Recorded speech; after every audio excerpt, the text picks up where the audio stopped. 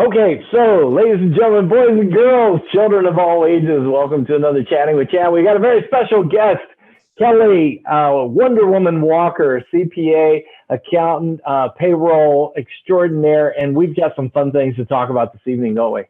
We Yes, get to talk taxes. about the tax laws. Woo-hoo! Man, I'm so excited. Doesn't it make you excited we get to talk about taxes? Only if it's good news, Chad. Only if it's Oh, good I love talking about taxes because I love looking for ways that we can help our clients to take advantage of it. I often say there's some real big potholes and pitfalls in the tax code, but there's also a buffet of opportunity if you know where to look. And I want to talk a little bit because, for the entire year, Kelli, I've been getting calls. What's going to happen? What's Biden going to do? What's the tax law going to look like? How much is he going to raise taxes, and what's going to happen? And I can't wait to talk about. He got out his big pencil on Tuesday, and he signed $1.7 trillion infrastructure. But I want you to share with us a little bit about what that means. What I does would that? love to do that, Chad. Let me see if I can share screen here. There we go, share screen. Here we go, guys. Ready for this trip down tax lane here? I am ready for the trip down tax lane. Okay. Absolutely. All right. So back in July, I did a tax tip and an email telling you what he was proposing.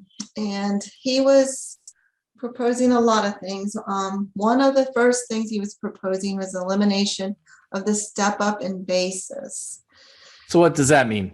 So like when someone dies, now you get the basis of the property on the day that person dies.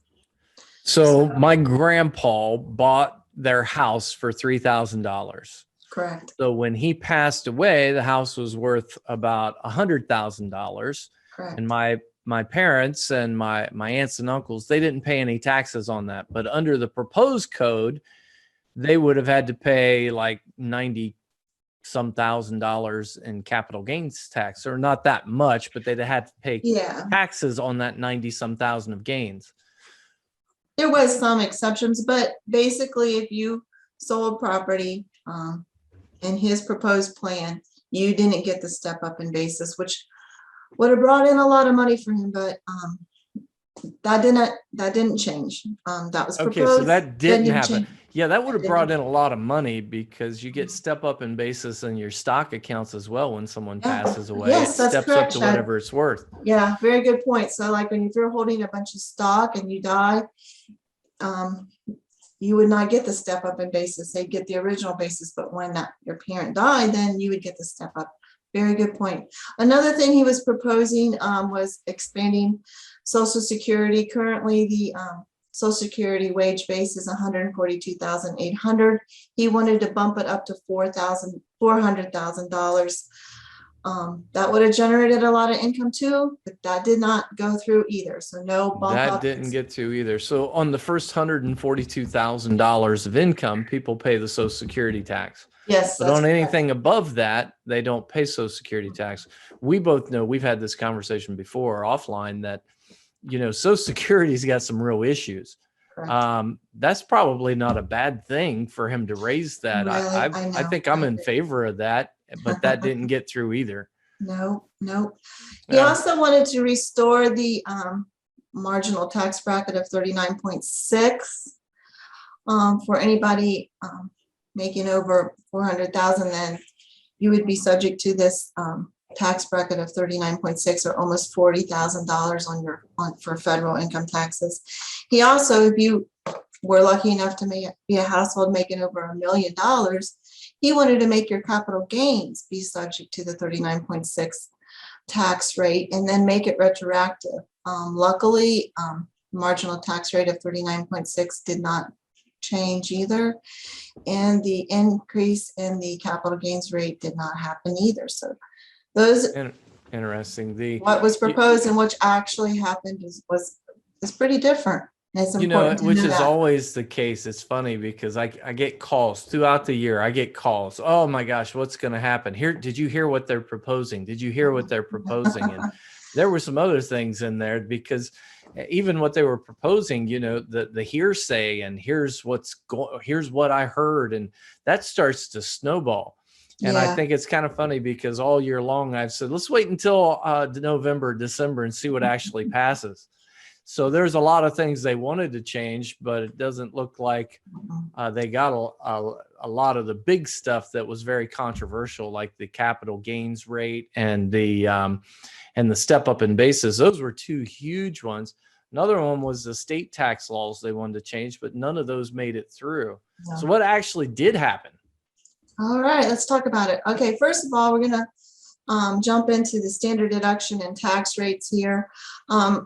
It's really important to know your standard deduction. So it determines whether you have a filing requirement or not. So if you're a married filing joint couple and you're over 65, you both were over 65, then in 2022,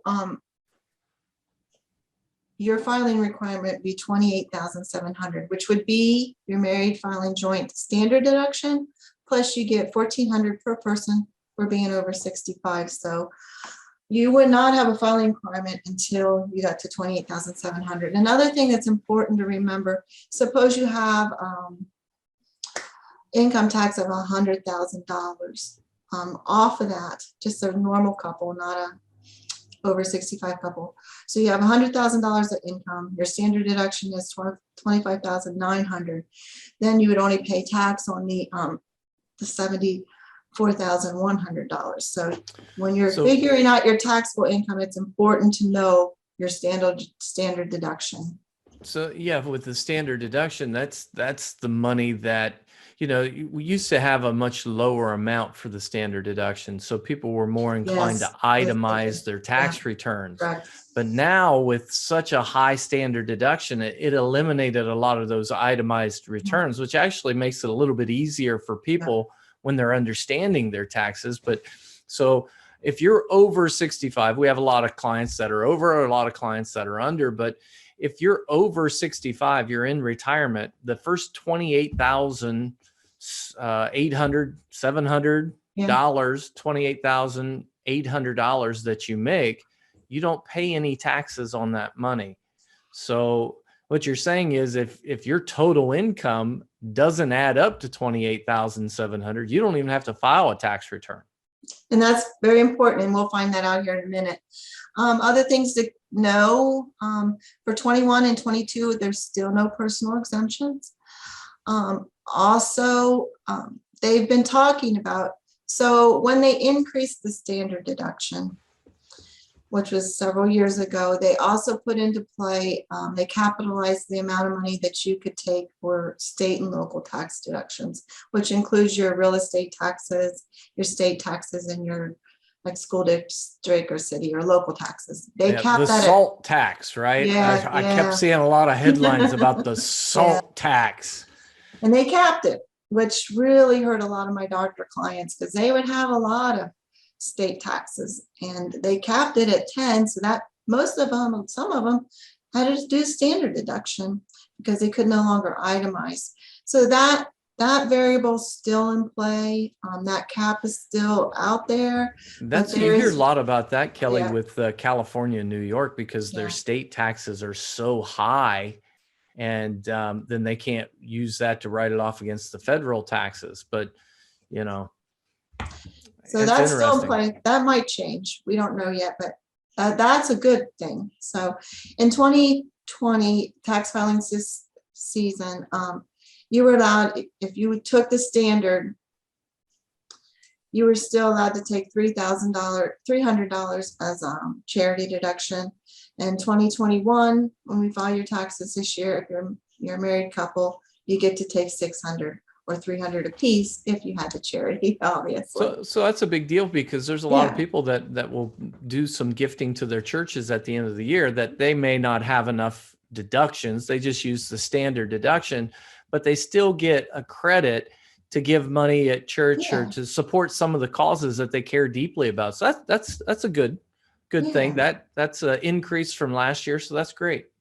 All right. So lastly, about itemized deductions, I wanted to mention 2021 and 22. There's still no phase out of the itemized deductions.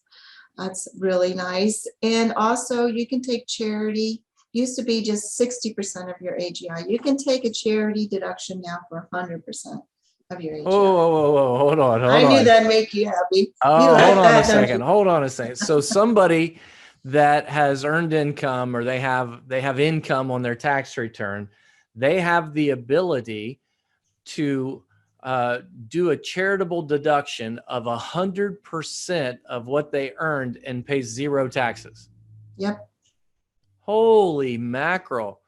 So somebody that has enough money that they've done well enough and they have some income coming from different places, they could take whatever they made that year and donate all of it to charity and pay zero taxes. Yep. That opens up the door for charitable foundations for families and things Did like I make that your too. day, Chad? Did I make your day? I got things we're going to need to talk about after this. And I've got some clients in mind, some charitable, family foundation type stuff. I like that one, Kelly. Kelly, I'm writing that one down with my pencil. I like that one a lot. All right, so let's look at the tax brackets. Like I said, they didn't change. We still have the level of 10%, 12%, 22%, 24%, so on and so forth, so on and so forth. Right there. We were just talking about your standard deductions. This is perfect. So if you made $48,000, your standard deduction, married couple over 65, they're not going to pay any taxes on the first $28,000. And then on the next $20,000, they're going to pay 10% in tax, which means they could make $48,000 and only pay $2,000 in taxes, which means they're only really paying about 3% in tax. Yeah, it's really important. And if anybody looks at the tax returns that I give you, you'll see at the back of them, it'll let you know. So for the first, after your standard deduction, your taxable income for the first $20,550, you only pay 10%. And then the next level, you pay 12%. And then after $83,550 as a married filing joint couple, your next dollar would be taxed at 22%. So that's how the tax brackets and the levels work. Just because you make, let's just say $100,000 after your standard deduction, that doesn't mean that whole $100,000 is going to be taxed at 22. It has to go the first 20,000 to 10. Surprisingly enough, that's confusing to a lot of people. Yeah. I had a client, she was 82 years old, and she came in and we were looking at her stuff, and she goes, well, now wait a minute. If I make another 100, or I think it might've been 1,000, another $1,000, because I was looking at some Roth conversions. Yeah. She said, if I make another $1,000, then I'll have to pay 22% on all my money. And I had to explain, no, you only pay 22% on anything above that 83.5. And actually, when you factor in that standard deduction, you can make all the way up to $108,000 and still be in that 12% bracket. Mm-hmm. It's really important to understand. Do you understand that? And like I said, if you look at your tax returns that I've given to my clients, at the very back, there will be a description, how your money was taxed. There'll be a paper on that. So this is your tax bracket. So not much, normal inflation increase from where it was last year, but nothing drastic or dramatic here. The big news is we didn't go up to the 39.6. That's the big news. Okay. All right. So capital gains tax rates. Capital short term and long term, huge differences. Yes. So remember last year, Chad, we did those projections for a client of yours, and I had a staffer, and I didn't realize that they did the projections and they classified them as short term. And you called me like, Kelly, what the heck's going on here? Not short term. These are long term. The reason for it is when you factor in that standard deduction and then you add in the income, you can make up to $108,000 total. And if you make less than that, then long-term capital gains, which is a part of your income, that's taxed on anything over that 108 at 15%, or like your diagram shows, anything over the 83,350 is at 15% next year. But if it's under that amount, you don't pay long-term capital gains, Right. but you do pay short-term capital gains. What's the difference between short-term and long-term? Short-term capital gains are taxed as ordinary income. And this, you got to understand, okay, so we just went over the tax bracket and the different levels and how they were taxed. For capital gains tax rates, it's different on this table. So from 0 to 83,350 for 2022 for married filing joint, you pay 0. 0. We like 0. But you go $1 over that, your whole 83,351 will be taxed at 15%. Assuming it was all in capital gains, then the whole amount would be taxable. When I asked about short-term to long-term, short-term capital gains is anything that was held for less than a year, right? Correct. That's correct. And John. long-term is, so if I bought a stock and I held it for 11 months and sold it at a huge profit, I would pay income tax on it. But if I bought that exact same stock and held it for a year and one day, made $80,000 on it, as long as my total income was under that 83, I might not pay any taxes on it. That's correct, John. Yep. Very important. Okay, so I'm okay because we'll keep names to ourselves, but you and I, go back one screen, because you and I just talked to a client yesterday morning and they were in the office. So on your capital gains screen, if you would pull that back up, they just sold a large piece of property. And we had a meeting with them because with this property, they had the potential to have over $500,000 in capital gains.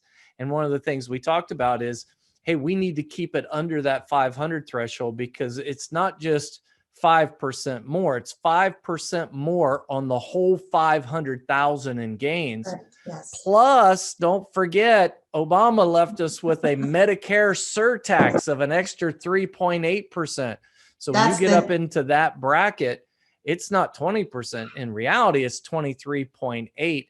And for them, the difference, just that little maneuver of us, doing some creative stuff, that saved them over $105,000 in taxes, not to mention the extra 8.8%, which is another 40,000 in capital gains taxes. All total, we saved them 140. Let's see, it was 40. It was $185,000. So important. It just came out in a conversation when they came to talk to me about payroll, and then I called Chad and like, hey, do you know this?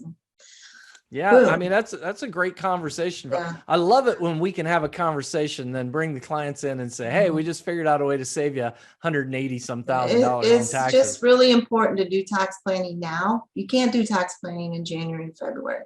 Too late. So often people that when they work with CPAs or accountants or things like that, if they're not doing the planning at the end of the year, when you get to January, you're limited on what you can do. You're really looking in the rear view mirror at that point. So at the end of the year, we can look out through the front glass.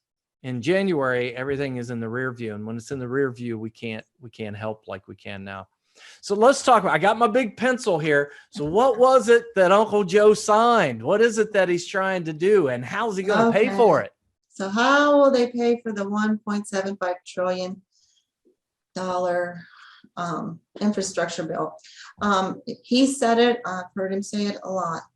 The wealthiest Americans and most profitable corporations, we're talking big companies here, are going to pay their fair share. And this is how it's described. And what I love that phrasing. They're going to pay their fair. Everybody should pay their fair share. Yeah. But so a 15% minimum tax on some of the largest corporations. I mean, we're talking big people, huge people. Changes to U.S. multinationals and other U.S. business operating overseas, subjecting more income from pass-through entities to the 3.8, or Chad called it the Obama tax, the 3.8 investment tax, or the NIT. Pass through. Help me with that.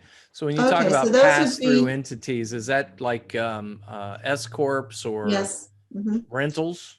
It's S corps and rentals and partnerships. So this is one that might not just be on the wealthiest people. This is one that could hit home for anybody that has rental businesses. Correct. Mhm. Very interesting. We do have we share, Kelly, a lot of clients that have rental properties. They're using that for extra income. So this is something that could hit them as well. Interesting. Closing some tax loopholes.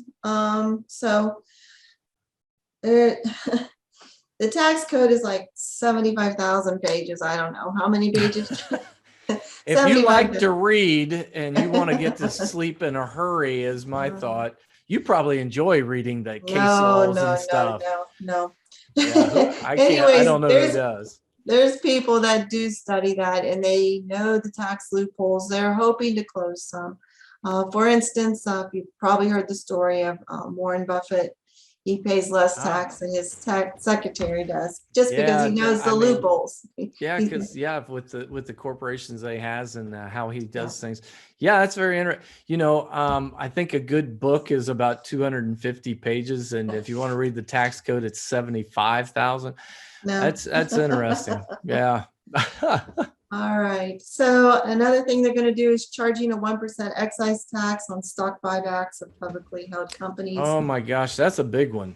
Yeah. So the corporations that are buying back stock are going to get charged a 1% tax on that. Yeah. That actually would have that might have a bigger effect on modern or average Americans than what people think, because if I buy stock in Apple as an example, and Apple decides they're going to buy back some of that stock, the price of Apple actually starts to go up, and that 1% excise tax on their buybacks might get companies to not buy back their stocks as quickly, which might not help the the average investors who are wanting to see those company margins go up a bit. So that is one that might have some unintended consequences, but I'll be curious to see how that shakes out. And lastly, on this slide, he wants to, any individual that has or couple that has AGI over 10 million, there will be a 5% surtax for them. And if you're lucky enough to have an AGI over 25 million, you not only have the 5% surtax, but you will have the 3% surtax. So what I'm hearing is your predecessor, Tim Sullivan's got an extra 8% he's going to be paying in taxes each year. He's out there somewhere. I know he's listening. I know he's always listening. All right. Oh, very good. Very good.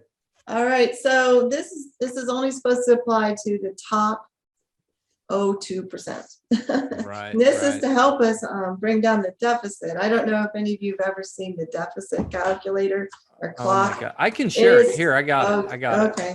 Let me do It this. is. I'm going to It take is over your so screen. depressing.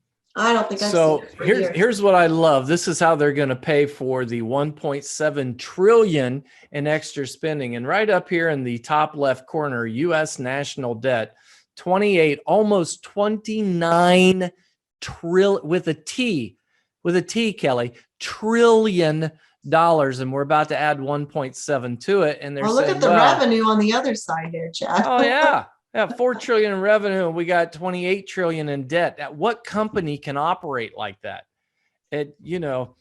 So I look at this, I think to myself, if 1 penny equals 1 second, 1 trillion seconds is something like 38,000 years.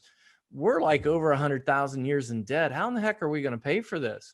So I know the taxes didn't go up when he signed it here just a few minutes ago or earlier this week, but in my mind, and you're the expert here. You are the CPA. You're the accountant. Do you think it's possible that taxes could go up in the future? Oh yes, Chad. Oh yes. All right. Definitely. So I'm not alone. Yeah. The debt is something I'm curious that they always talk about how they're going to pay for it. Now he has signed the bill. I got my big pencil out. He has signed the bill. Okay, Pencil has lead on one end and it has an eraser on the other. So the question mark for me becomes, if we're giving money in one end, we have to be taking it from somewhere else on the other end. And you know, you pointed out that 3.8 net tax or NIT tax or pass through. That's going to be a huge revenue source for them in my mind, as well as some other things. But you got my curiosity. What else? Show me what Okay. else. They also plan on beefing up enforcement. They're going to be spending more money and time on auditing and compliance issues. Currently, right now, I think it's like less than 1% of people actually get audited. And a lot of people know that. So there's a lot of people out there rolling the dice and not exactly following the law. So there'll be a lot more audits and enforcements going on. Okay. Also, And if you're sharing screens, you need to hit the share screen for us again so we can see what you're okay, seeing. I'm sorry. Well, Where I do stole your screen share when I threw up that debt clock. yeah, I gotta figure out how to get But back yeah, there. I know I've had people that have told me before, you know, well, I'm not sure if, and these are not clients, but I've heard this said before, well, I'm not even sure I'm going to file a tax return. And I'm like, well, are you under the standard deduction? And they go, it's close. And I think you told me that could be a huge red flag for them here in the future. So Yes, it can, Chad. So can you see me now, Chad? I can. And All yeah, right. perfect. All right. So they're gonna spend some money and time on enforcement. So make sure you know you have your books in order. All right. So Okay. thankfully, they also talked about reporting transactions through your bank. They're over $600, and then they raised the Hold amount. on. What does that mean? Reporting transactions over 600. What does that mean? Well, if you made money, I mean, they want to know if you're making money. So the bank has to report if you make a transaction of more than $600 to the IRS. That's what they were alluding to. Then the number got raised to $10,000, but then they got a lot of pressure from banks and business group just think about having to put that in place. So luckily that Holy cow. proposal was thrown out.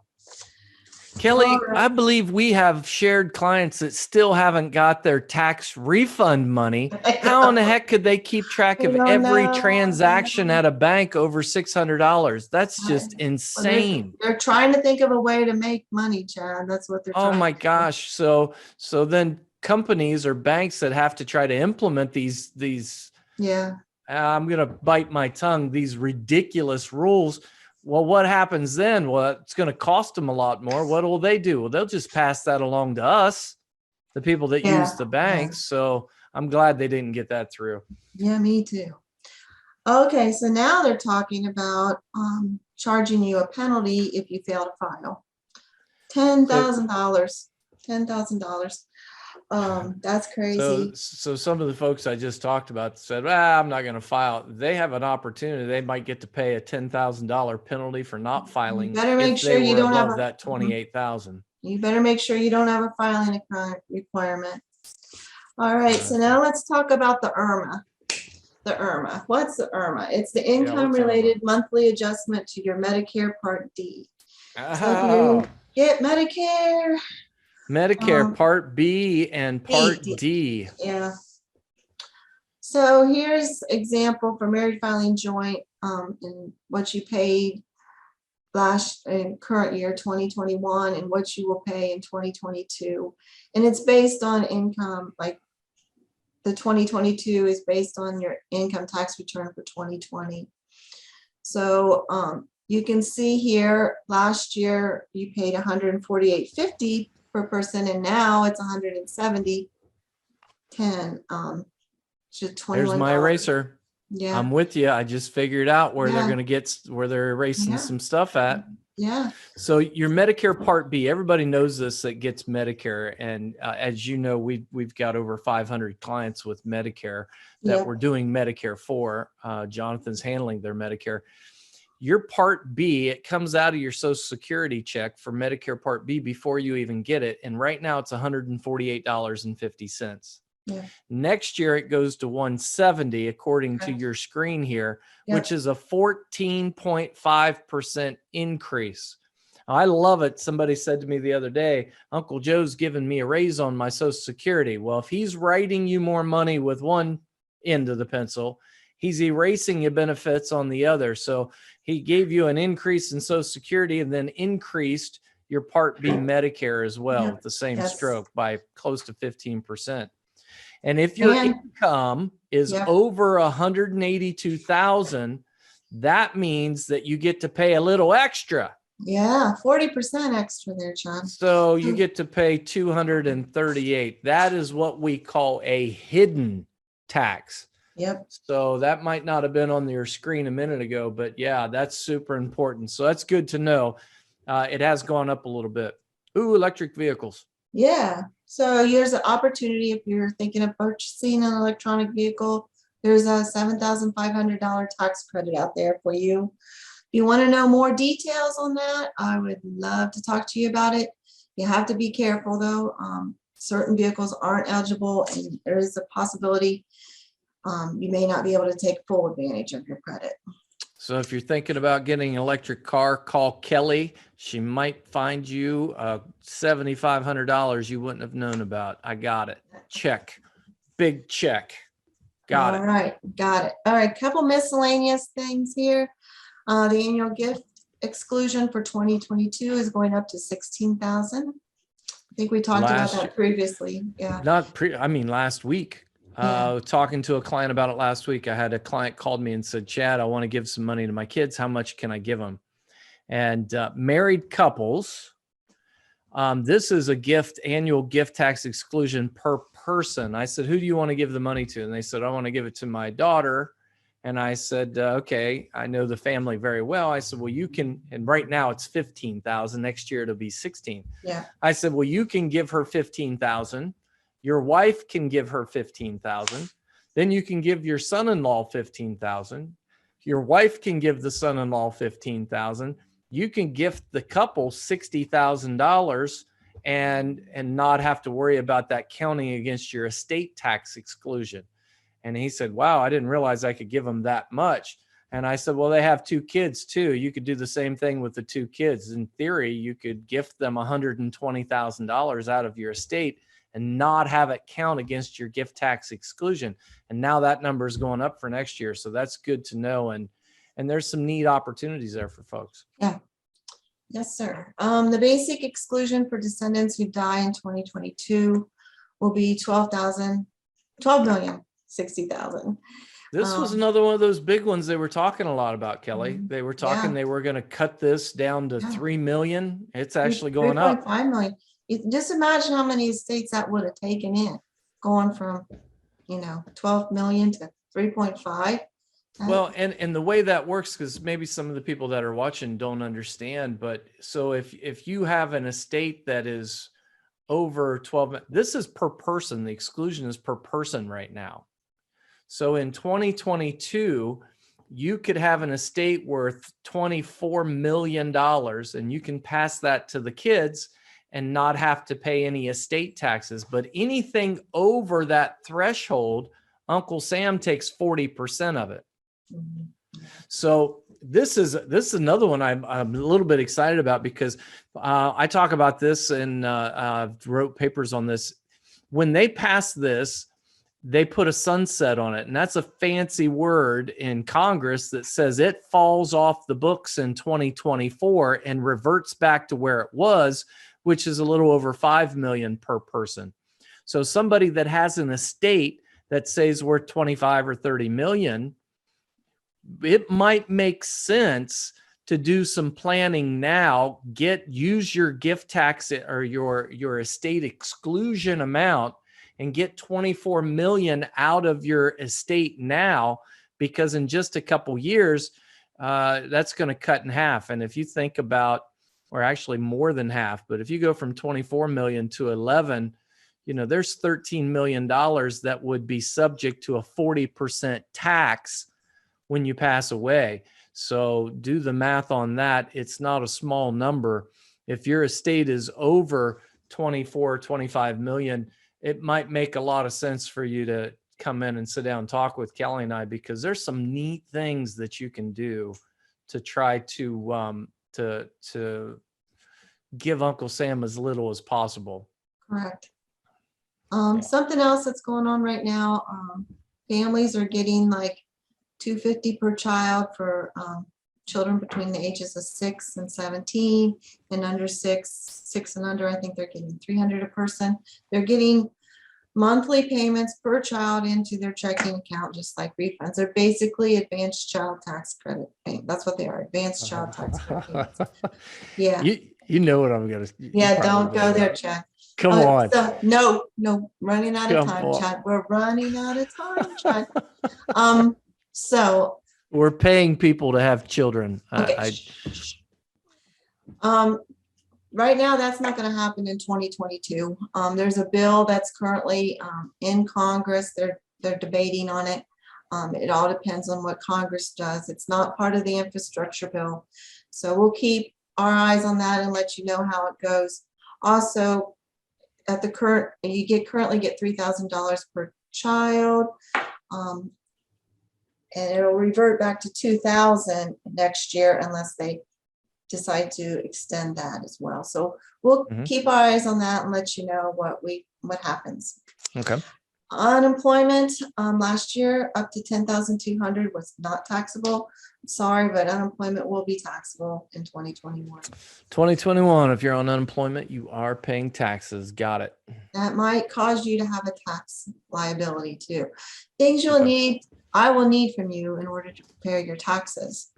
So I've never really focused on this, but I will ask you this year, virtual currency, because right on the very front page of your tax returns, there's this question. At any time during 2021, did you receive, sell, exchange, or otherwise dispose of any financial interest in virtual currency? Yeah, so it might track that. There's that's been linked to too many terrorism acts, and there's a lot of heat on that right now. I get a lot of questions about that. I will ask you. It may not make any difference, but I will ask you that question. Also, if you receive those third round of stimulus checks, $1,400 a piece, I will need to know the exact amount. It's very important. It can hold up your tax return if you don't tell me them or don't know the amount. You've got a refund that still hasn't been processed for that very reason, don't you? Yeah. Right now. Yeah. Here we are in November and they still haven't got their refund because of it. It's annoying. Don't file an amended return. That only makes it worse. Okay. Also, sorry, the IRS. Don't even get me started on the IRS. All right, I won't. All right. So if you were one of the people that did receive advanced child tax credit payments, you will be getting a letter. It's the letter 6149, and I will need that too when preparing your taxes. So this brings us to the end of our talk today. I'm in Arizona. I just love the state of Arizona. So. Oh, that is a beautiful. So if anybody's got questions, anybody that's listening, taxes, I can tell you one thing for certain. Taxes are not getting easier as we move into the future, and I don't see them going down anytime soon. So we've had a lot of Roth conversion conversations with Kelli. We've had a lot of Roth conversion conversations with our clients. We've had a lot of charity conversations. We've had conversations all around the horn of taxes. And it makes sense to have a specialist or have a professional taking care of your taxes. So this is my plug for Kelli. If she's not currently doing them, you might want to consider her. And if you have tax questions or anything, her number and her email is right there on the screen. And you're going to be able to find her very easily in just another month and a half or so, as we are going to be moving into the new building here, hopefully at the end of the month. So, or pardon me, at the end of next month. So next month. Yeah. End of the year. Long and short of it. Yeah. Long and short of it is we're hoping to get in there before the end of the year. So if you've been down 33, you have seen the new location. We're getting kind of excited because we're starting to try to get the movers lined up and the phones and the electric and all those things that go with it. It is actually a black hole that is sucking up my time in the evenings and weekends, but I think it'll be well worth it. And once we're in the new building, Kelli will have a third of the building. She's going to have her own tax wing right there handy to meet with clients, and we're going to have a beautiful facility. So thank you, Kelli, so much for joining us and for going over all of the big pencil items that Biden had for us. I know that you spent a good amount of time putting that together for us, and I really appreciate it. Thank you. And if anybody has any questions, don't hesitate to reach out to Kelli. You can also find her information on our website as a strategic partner at www.disbennettwealthmanagementgroup.com. With that, everybody have a wonderful evening and even better Thanksgiving. I look forward to talking to all of you soon. Thank you, Happy Kelli. Thanksgiving, everybody.